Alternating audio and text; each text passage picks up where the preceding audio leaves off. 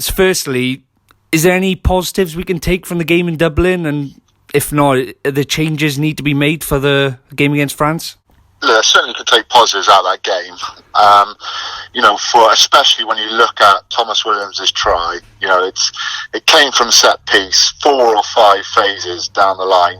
Wales looked really good, really sharp in certain aspects of that game, and that try sort of typifies where they're trying to go. They're trying to play a wider game. They're trying to play a more zonal game where players are sort of reloading into space and not just following the ball, as we've seen with the Gatland era for such a long time, trying to exhaust space and work teams harder. I think Wales is becoming more of a team where players are getting up off the ground, reloading into space and taking their own space. And it'll take a bit of time. And also it's just learning from your mistakes as well. You look at 3 errors during that game that just led to 3 tries. The Tompkins missed tackle and then Thomas Williams missed him. The Thomas Williams dropping the ball 5 metres out, which led to a try as well.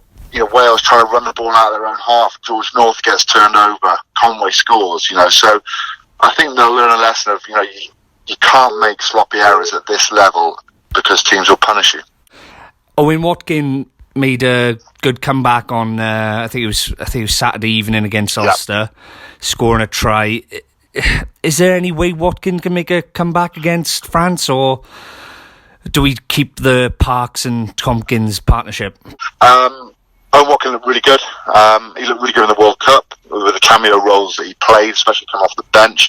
Looked good against Ulster at the weekend. So, look, I might be tempted to put him back in, and that's no disrespect to what Nick Tompkins has done at all. But Owen Watkin has been there and done it at the level. He's got quite a lot of experience as well. So it's a big call. It's a close call. Both very good players, but I'd probably go along the lines of if Owen Watkin is fit, put him in. And obviously onto Saturday's game, you've had plenty of tussles with France. What can Wales expect, or do we just have to expect the unexpected? I potentially think the unexpected days might have gone with France now. I think they're too settled a unit.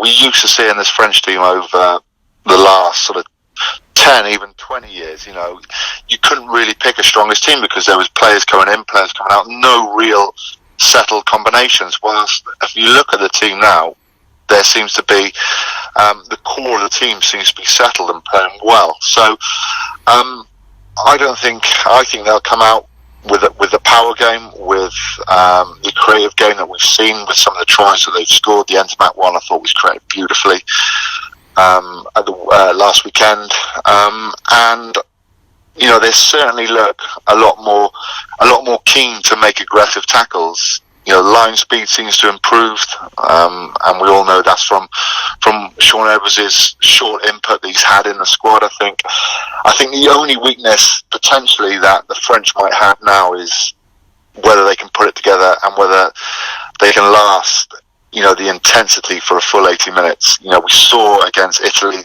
I know you're playing Italy, and you have to take who you're playing against into account, but they certainly looked a little bit sloppy.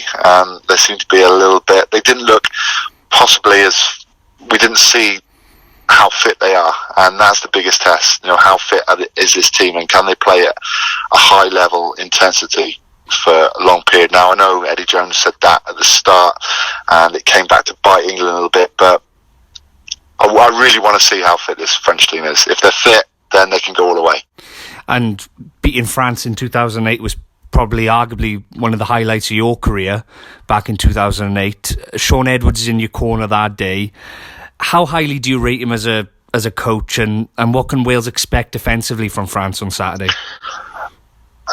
Rate him as high as I can, up there with the best. Now I know he wasn't head coach, but in terms of his specialised area, I've never been coached by anyone better, nor have I heard anyone say any different. So he's got to be good. He is good. What we can expect from France, I think we'll see more aggressive hits to the tackle. I think we'll see a lot more lower tackles. That's certainly in the framework in world rugby at the moment is, trying to hit low, trying to avoid those contentious yellow or red cards by players going high. The first 2 games, they've certainly looked to tackle lower. They've certainly been aggressive in the tackle. We'll see far more line speed from them. We used to see in France drift defensively and push teams to the outside. But I think we'll see France just trying to cut Wales' space off completely. And in terms of changes, there's talk of Dan Biggar being 50-50 for the game now. Who do Wales call up? Do we call up Priestland for the experience, or obviously Callum Sheedy's ripping up the Premiership at the minute? Who do we call up in replace if Dan Biggar's injured? We hope Dan Biggar's not injured, for one, because what an outstanding season he's had so far for Northampton and for Wales. If we call someone up, at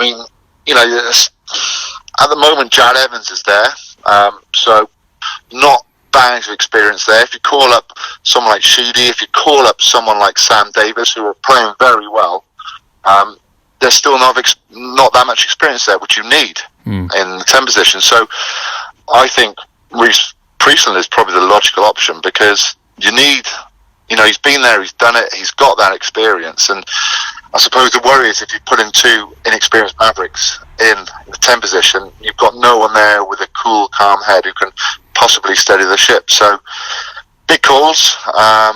It's whether or not they allow him because of exceptional circumstances. But for me, he seems the most logical decision. And finally, what do you think the score is going to be? And if Wales do win, do we have a chance of winning the championship? Yeah, we got a chance. Did it back in 2030 when we lost the first game. So without a doubt, we've got a chance. I think it's going to be really close.